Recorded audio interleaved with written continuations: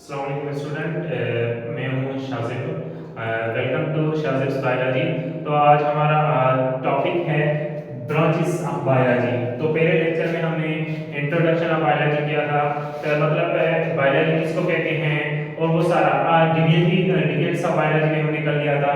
तो आज हमारा जो टॉपिक है वो है ब्रांचेस ऑफ बायोलॉजी।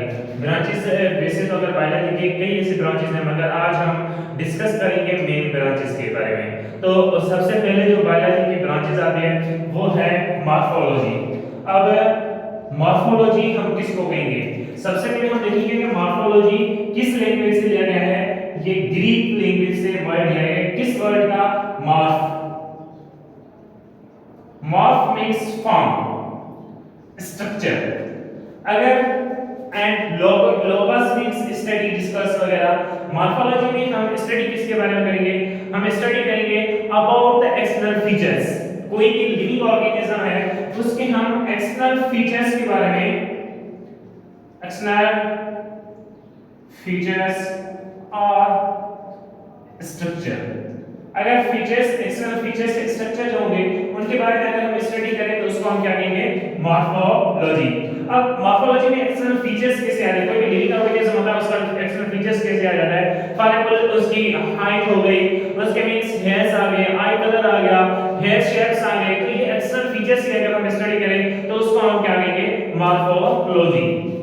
सेकंड अगर हम ब्रांच देखें तो उसमें आ जाता है एनाटॉमी। एनाटॉमी किस लैंग्वेज का वर्ड है?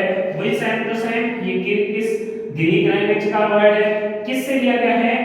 Ana. Ana means part, ana means part and tome. Tome means cut, tome means cut. मतलब किसी बॉडी के पार्ट्स को या बॉडी को हम कट करके अगर हम उसकी इंटरनल स्टडी करें तो उसको हम क्या कहेंगे? एनाटॉमी। तो एनाटॉमी की इसकी ब्रांचेस क्या होगी? Study about the internal organs या इंटरनल स्ट्रक्चर्स। हमारे बॉडी को हम कट करके, सबसे पहले हम बॉडी को क्या करेंगे? कट करेंगे। कट करके हम उसकी इंटरनल बॉडी की स्ट्रक्चर की हम जो स्टडी करें तो उसको हम क्या कहेंगे? एनाटॉमी। फॉर एग्जांपल अगर हम बॉडी के कई ऐसे इंटरनल ऑर्गन्स हैं, फॉर एग्जांपल डाइजेस्टिव सिस्टम के इंटरनल ऑर्गन है, उसकी अगर हम स्टडी करें तो ये मींस एनाटॉमी आ जाएगी। तो हम बॉडी को, ऑर्गेनिज्म की बॉडी को कट करके उसके इंटरनल ऑर्गन की अगर हम स्टडी करें तो उसको हम क्या कहेंगे? Anatomy. Study about internal organs. Organs की इंटरनल ऑर्गन्स की स्टडी करें कैसे? उसको हम कट करके अगर हम उसकी स्टडी करें तो उसको हम क्या कहेंगे? एनाटॉमी। तो ये मॉर्फोलॉजी एक्सटर्नल फीचर्स के बारे में आ गया। एनाटॉमी जो इंटरनल बॉडी के स्ट्रक्चर्स हैं उसके हम स्टडी करें तो उसको हम क्या कहेंगे? एनाटॉमी। Third one histology. अब हिस्टोलॉजी हम देखें तो सेम ये भी किस लैंग्वेज का वर्ड है? ग्रीक लैंग्वेज का वर्ड है। किस वर्ड से लिया गया है? हिस्टोस। हिस्टोस मींस टिश्यू, हिस्टोस मींस टिश्यू। अगर हमारे बॉडी में जो भी ऑर्गन, जो भी टिश्यूज होते हैं उस टिश्यूज के बारे में हम स्टडी करें तो उसको हम क्या कहेंगे? हिस्टोलॉजी। आपको पता भी होगा, बता भी देता हूं टिश्यूज कैसे बनते हैं। अगर सिमिलर सेल्स, कौन से सेल्स? सिमिलर सेल्स अगर वो साथ में ग्रुप बनाते हैं और वो कोई भी फंक्शंस परफॉर्म करते हैं तो उसको हम क्या कहेंगे? टिश्यूज कहेंगे। और उन टिश्यूज की हम अगर स्टडी करेंगे तो उसको हम क्या कहेंगे? हिस्टोलॉजी। तो study about tissues, study about tissues. अगर हम टिश्यूज की स्टडी करें तो उसको हम क्या कहेंगे? हिस्टोलॉजी। टिश्यूज कौन से आ जाते हैं? फॉर एग्जांपल हमारे अंदर एपिथेलियल टिश्यूज आ जाते हैं, कनेक्टिव टिश्यूज आ जाते हैं जिसमें ब्लड आ गया, बोन आ गया, कार्टिलेजेस वगैरह आ गए। तो ये मिक्स हमें कनेक्टिव टिश्यूज में आ गए। हमारे मसल टिश्यूज हैं तो उसकी अगर हम स्टडी करें तो ये अगर हम इनकी स्टडी जो करते हैं उस सारी स्टडी को हम क्या कहेंगे? हिस्टोलॉजी कहेंगे। फोर्थ वन आ जाएगा सेल बायोलॉजी। अगर हम सेल बायोलॉजी करें तो उस सेल जो कहीं पे मींस लैटिन वर्ड का भी बता गया है, ग्रीक वर्ड का भी है। अगर हम according to cell textbook के लिए तो वहीं पे अगर हम देखें लैटिन वर्ड सेल, सेल्यूलोज अगर हमें उनको पता गया है। अगर हम केपीके या पंजाब में अगर हम ले लें तो सेल जो है ना वो ग्रीक लैंग्वेज का है। किससे? काइटोस से। काइटोस या सेल्यूलॉइड्स दोनों का माने है कंपाउंड कंपार्टमेंट या होल वगैरह।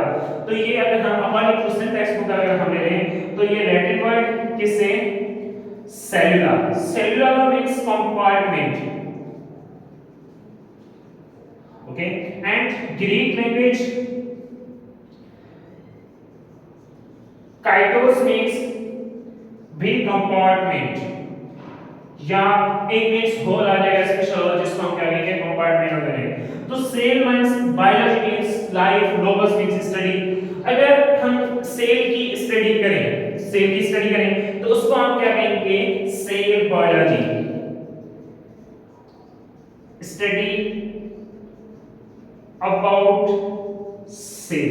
अगर हम सेल की स्टडी करें तो उसको हम क्या कहेंगे, सेल बायोलॉजी।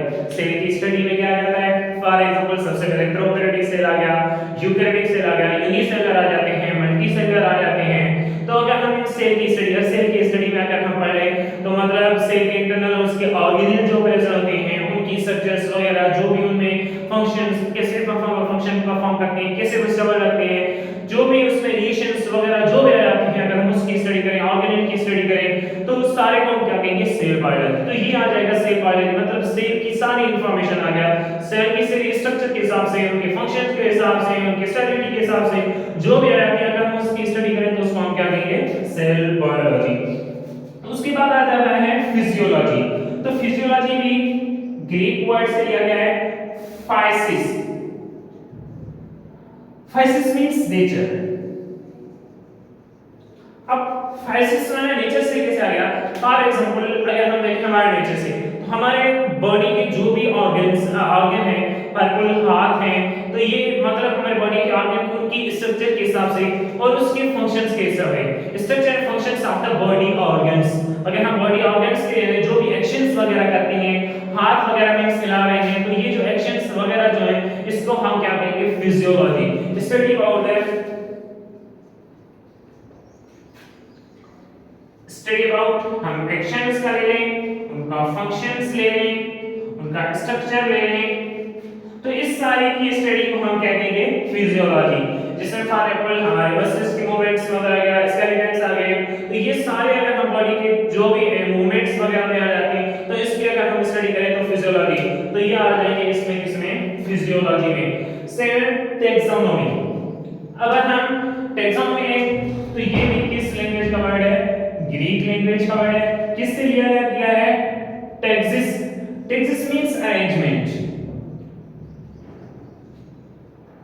अरेंजमेंट से आपको पता होगा अरेंजमेंट कैसे करेंगे, किसी भी चीज की हम कोई भी चीज की अरेंजमेंट कर रहे हैं। फॉर एग्जांपल अगर हम यहाँ पे अगर देखें कोई भी चीज है, सबसे पहले छोटी, उससे बड़ी, उससे बड़ी बड़ी, मतलब उसकी हम क्या कर रहे हैं, उसकी अरेंजमेंट कर रहे हैं। तो टैक्सोनॉमी में इस हिसाब से अरेंजमेंट की गई है।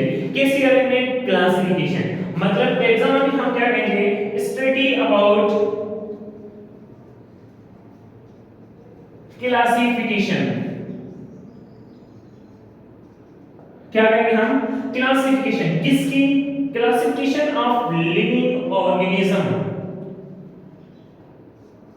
लिविंग ऑर्गेनिज्म की अगर हम क्लासिफिकेशन करें तो उसको हम क्या कहेंगे, टैक्सोनॉमी।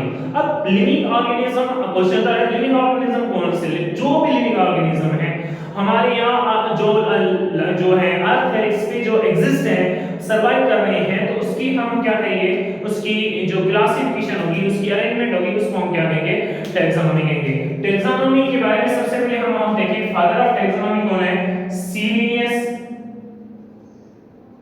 कैरलियस। लिनियस जो है सबसे पहले हमें टैक्सोनॉमी, इसको हम क्या कहते हैं, कंसीडर करते हैं as father of the taxonomy. तो ये आगे इसमें मींस स्टडी के बारे में। अब इसमें क्लासिफिकेशन में, इसमें टैक्सोनॉमी की क्लासिफिकेशन का हम पहले कांसेप्ट कैसे लें, तो उसको कैसे मेंशन, टैक्सोनॉमी की क्लासिफिकेशन किसको कहते हैं, तो उसने क्या किया था, इन्होंने अरेंजमेंट की थी ऑर्गेनिज्म की। कैसे, सिंपल से लेकर कॉम्प्लेक्स तक। फॉर एग्जांपल इन्होंने क्या किया था, इन्होंने अरेंजमेंट की थी, उनके ग्रुप्स बनाए थे। सबसे जो छोटा ग्रुप है वो स्पीशीज है, और सबसे जो मींस हायर रेंज किया जाता है वो क्या है,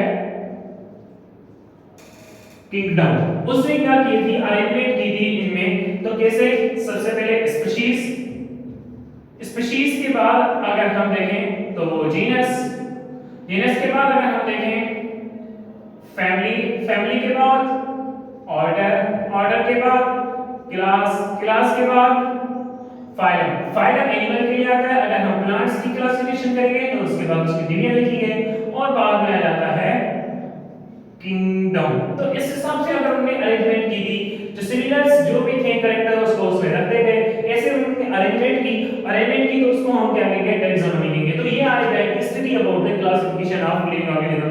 नाउअडेज टोटल 5 किंगडम क्लासिफिकेशंस अगर हम कहें तो 5 किंगडम जो है ना उनमें क्लासिफिकेशन की गई है। जो भी उसमें एनिमल्स भी आ जाते हैं, यूनिसेलुलर भी आ जाते हैं, प्रोकैरियोटिक आ जाते हैं, यूकैरियोटिक भी आ जाते हैं, फंजी आ जाते हैं। तो यह सब उनकी क्या की क्लासिफिकेशन रखी गई है।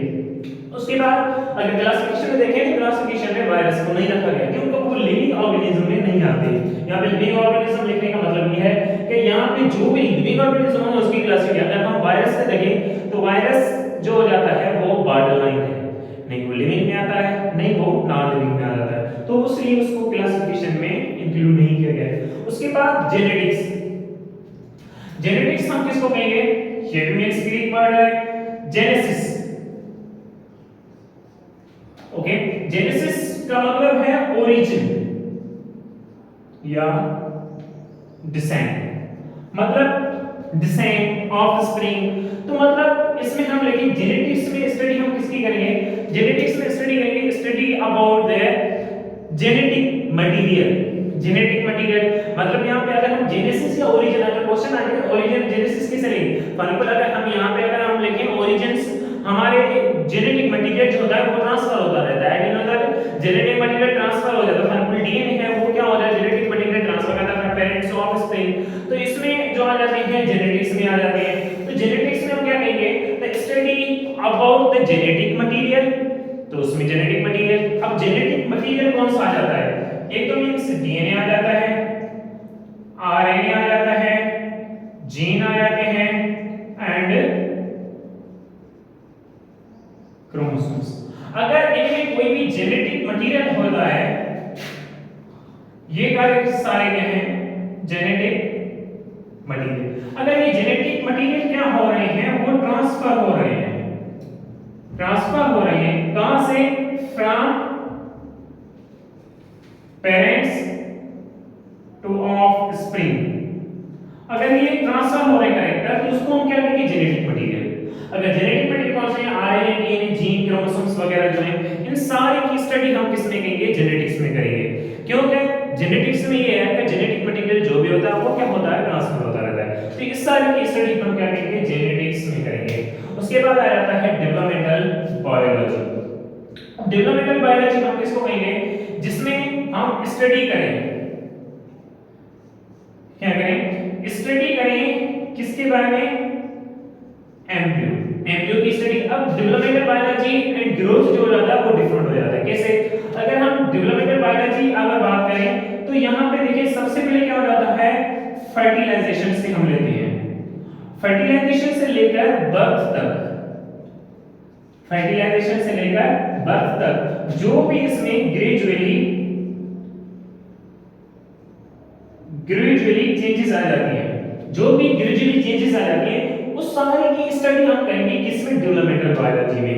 आज से मींस फर्टिलाइजेशन के बाद अगर हम देखें तो उसमें क्लीवेज हो जाते हैं, क्लीवेज के बाद अगर हम देखें उसमें चेंज हो जाते हैं, मोरल ब्लास्टुला गैस्ट्रुलेशन, फिर उसके लेस बन जाती है, फुल मीनिंग से बेबी फॉर्मेशन हो जाता है। तो ऐसे सारी स्टडी जो उसमें बीच में स्टडी आ जाती है तो उसको हम क्या कहेंगे, डेवलपमेंटल बायोलॉजी। अगर हम ग्रोथ किसका लेंगे, ग्रोथ अगर हम लेंगे तो ग्रोथ हम बर्थ के बाद लेंगे, बर्थ के बाद अगर डेथ जो भी मींस इसमें प्रोसेस आ जाता है वो किस में आ जाएगा, वो ग्रोथ में आ जाएगा। उसके बाद environmental biology. Environmental biology means study करें about interaction between living and non living organisms. Living and non living organism के बीच में इंटरेक्शन आ जाता है तो उसको हम क्या कहेंगे, एनवायरमेंटल बायोलॉजी। अब सबसे पहले लिविंग किसको कहेंगे, लिविंग अगर हम बायोलॉजी लेंगे तो उसको हम कहेंगे biotic component, and non living होगा उसको हम क्या कहेंगे, अब बायोटिक कंपोनेंट। अगर हम बायोटिक कंपोनेंट में जाएं तो कौन से आ जाएंगे, प्रोड्यूसर्स, कंज्यूमर्स एंड डिकम्पोजेस। ये क्या आ जाएंगे हमारे बायोटिक कंपोनेंट में आ जाएंगे। अब बायोटिक कंपोनेंट में कुछ ऑर्गेनिक होते हैं, कुछ इनऑर्गेनिक आते हैं।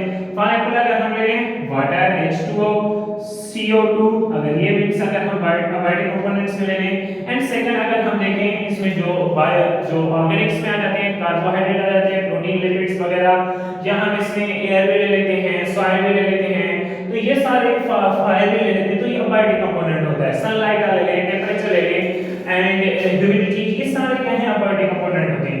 इन दोनों का इंटरेक्शन होता है। देखिए फॉर एग्जांपल अगर हम यहाँ पे H2O कार्बन डाइऑक्साइड हो जाते हैं, ये मिलकर क्या बनाएंगे, प्रोड्यूसर्स अपना खाना बनाते हैं, तो मतलब इसके क्या है इंटरेक्शन है एक दूसरे से, तो ये आ जाएंगे एनवायरमेंटल बायोलॉजी में।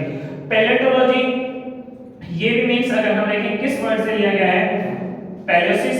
पैलेसिस means ancient, ancient. Ontology, onto means being, logos means study, जो भी एंशिएंट एनिमल्स हैं अगर हम उसकी स्टडी करें तो उसको हम क्या कहेंगे, पैरासिटोलॉजी, मतलब हम फॉसिल्स की स्टडी करेंगे। फॉसिल्स की स्टडी, फॉर एग्जांपल कोई भी ऐसा डिजास्टर आ जाए, तो मतलब अर्थक्वेक आ जाए या फ्लडिंग वगैरह आ जाए, डिजास्टर आ जाए, कोई भी लिविंग ऑर्गेनिज्म है वो जमीन के अंदर दब जाते हैं। कई साल जो गुजर जाने के बाद अगर हम वो उसका मींस अगर उसका कोई ढांचा वगैरह मिल जाता है हमें, उसके बाद स्ट्रक्चर वगैरह मिल जाती है, या उसके मींस जो है ऑर्गेनिक्स या नॉन-ऑर्गेनिक्स कंपोनेंट्स वगैरह में चेंज मिल जाती है, तो उसकी अगर हम सारी स्टडी करें, फॉर एग्जांपल अगर हमें किसी का फॉसिल्स में डायनासोर, तो हमें पता रहता है डायनासोर कितने साल पहले जो होते वो प्रेजेंट थे और वो इतने मींस डिजास्टर वगैरह आ गया, जमीन में दब गया, तो इस सारे की अगर हम स्टडी करें तो उसको हम क्या करेंगे, पैलेontology करेंगे। फॉसिल्स की स्टडी को हम क्या करेंगे, palaeontology. Thank you so much. बाकी जो रहते हैं इंशाल्लाह हमारे नेक्स्ट जो लेक्चर होगा उसमें पढ़ेंगे, तब तक हमारे साथ कंटिन्यू रहिएगा। अल्लाह हाफिज़, टेक केयर।